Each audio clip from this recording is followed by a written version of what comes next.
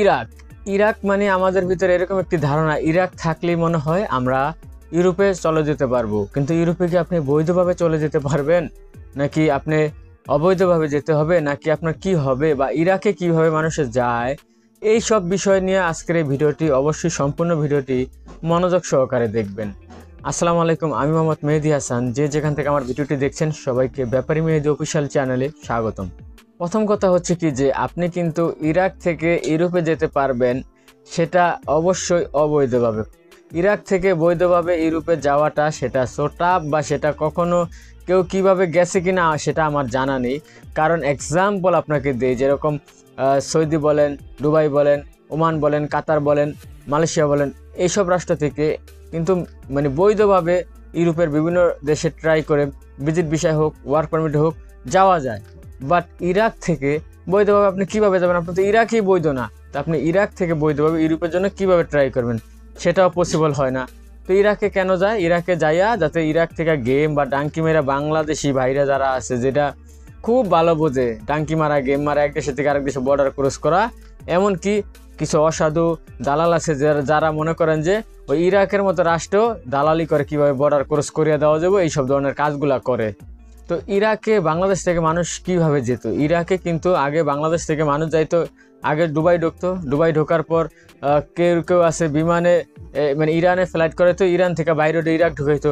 আবার কারো কারো ক্ষেত্রে এরকম হইতো যে মানে সকল দুবাই থেকে বাইরে ইরান, ইরান থেকে ইরাক, এরকম সিস্টেম ইরাকে ঢুকানো হতো। তারপর আবার যারা ওমানে থাকতো, ওমান থেকে ইরাকের বিষয়টা নদীপথে আরব সাগর পার কইরা তারপর ইরাকে ঢুকতো।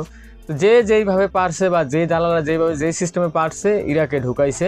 ঢুকানোর পর মানুষের ভিতরে এরকম একটা ভ্রান্ত ধারণা তৈরি হয়েছে যে ইরাক ঢুকলেই ইউরোপ যাওয়া যাবে। ইরাক হচ্ছে মধ্যপ্রাচ্যের একটি কান্ট্রি, ঠিক আছে? টার্কি, এইটাই একটা গুড পয়েন্ট। এই টার্কি থাকার কারণেই তারা কি করে ইরাক থেকে আবার টার্কি যায়।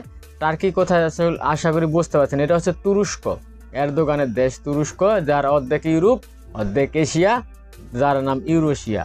তো এই তুরস্ক যাওয়ার পর তুরস্ক থেকে আবার কি করে গ্রিস গেম দেয়, গ্রিসে যায়।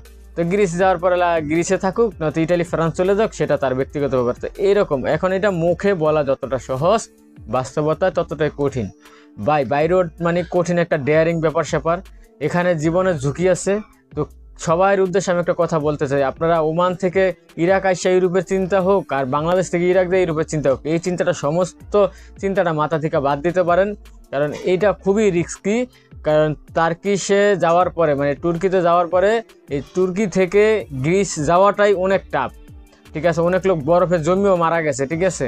তো এইসব কাজগুলো করবেন না কখনো, প্রলোভনে পড়বেন না ভাই। জীবন একটাই, এই জীবনটা যদি শেষ হয়ে যায় তাহলে আপনার টাকা দিয়ে কি বুঝেন নেই? টাকাই তো কামাইতে না, যদি আপনি মরিয়া যান বর্ডারে, তাহলে হইলো? এই ধরনের কাজ থেকে আপনারা বিরত থাকবেন। আমি কখনো অবৈধ পন্থাকে সাপোর্ট করি না, বা অবৈধ পন্থা সাজেস্ট করি না। ইরাক থেকে তুর্কি, তুর্কি থেকে গ্রিস, এই সিস্টেমে কখনো দালালদের প্রলোভনে পড়ে আগাবেন না, তাহলে নিজের ক্ষতি নিজে ডেকে আনবেন, ঠিক আছে? তো আশা করি আমার কথাগুলো আপনারা ক্লিয়ার বুঝতে পারছেন।